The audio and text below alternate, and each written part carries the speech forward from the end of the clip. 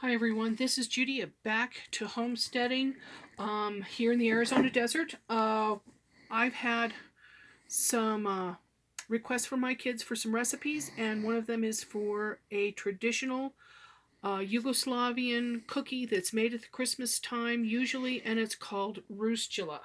And this is basically a tutorial for my boys, Don, Chris, James, and Joseph, to show them how to actually make the Roosjala dough. I'm not close enough to them to go over it with them in person, so here we're going to go with Roosjala. They have the recipe. What you're going to need is you're going to need heavy cream, brandy, eggs, and sugar, and regular flour. Getting prepared for the dough when it's done is you're going to need a bowl and some wax paper. Have that ready to go, because when you're done with this, your hands are going to be sticky. In the bowl, I've got about 2.5 pounds of flour, and what I'm going to do with that flour is I'm going to make a well, which is basically kind of a hole like that. I'm going to want to leave at least about an inch of flour on the bottom. Then I'm going to put in my eggs. That's 3 large eggs. Then I'm going to put in my sugar. 1 tablespoon of sugar per egg. 1, 2, 3. Then I'm going to put in my heavy cream. 1 tablespoon of heavy cream per egg. 1, 2,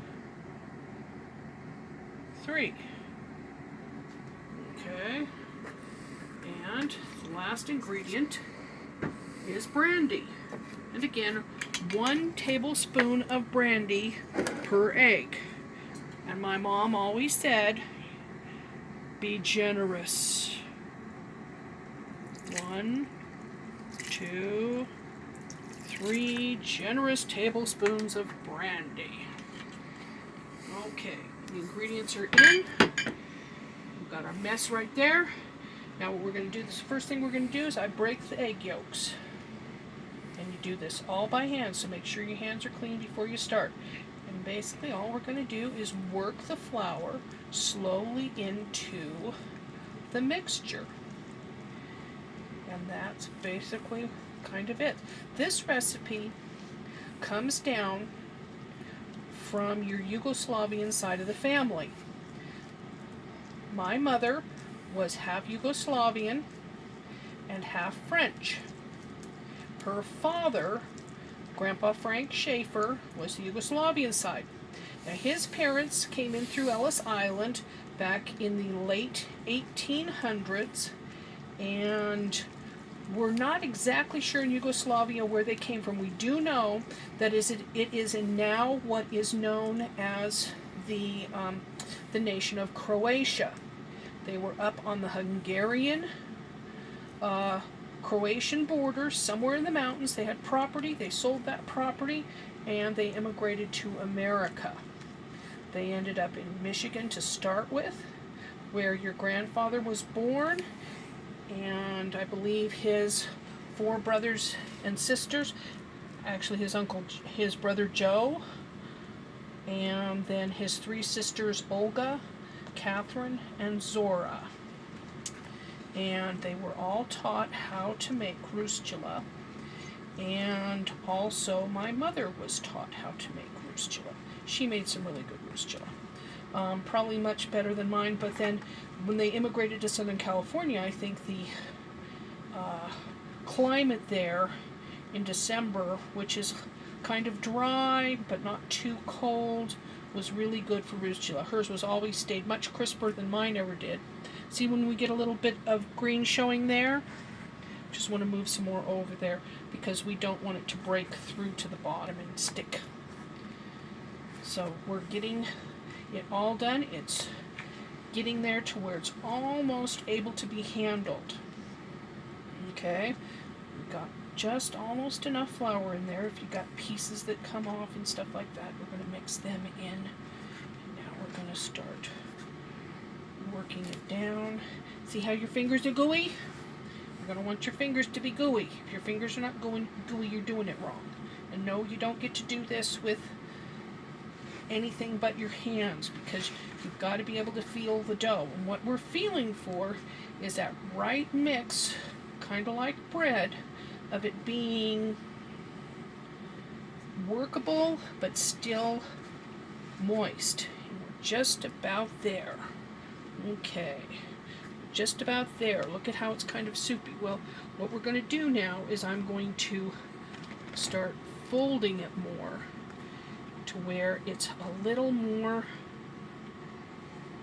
gets a little more flour in there. Take some of my goopy little ends off of the fingers, or try to anyway. And just working it in, but we don't want to work in too much flour.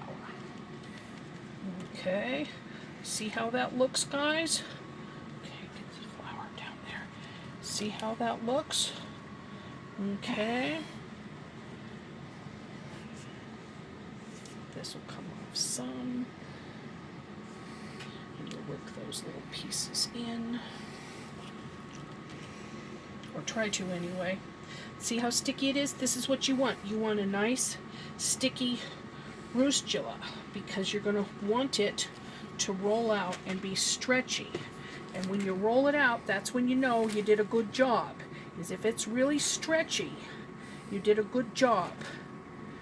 Okay, you got just the right amount of flour mixed in. All right, that's what we're going to call good right there. I think we've got a nice batch. All right, that's 3 eggs worth of Roosjala.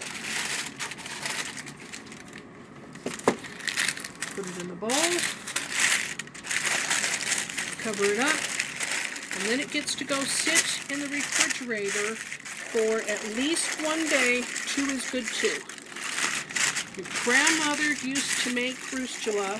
She'd make the dough on the 21st or 22nd, and then she would fry it up. That's the next step. On the 23rd. It'll be Thursday. Today is Monday, and it'll be Thursday before we can get to this because of some things that we have to do. But you can only, if you just let it rest in the refrigerator overnight, that'll be fine. If you let it go for a couple of days, that'll be fine. I wanted to get this out to you guys today so that you can get your Roosjala dough made and in the refrigerator. And then come Thursday, I will post another video of rolling it out and frying it, because this is deep fried in oil. And we can go over that together on Thursday. It'll be posted on Thursday evening so that you can see it, so that Friday you can fry and make your Roosjala if that's what you choose to do. Or you can wait till next year or make it for New Year's. This was one of our family's favorites, and it was what we did.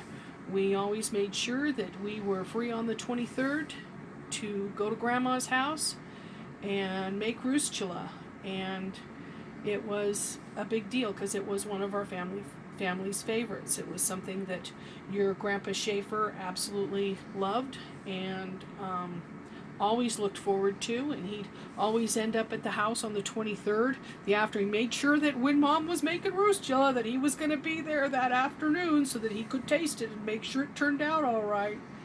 And it's one of those things that we made with love.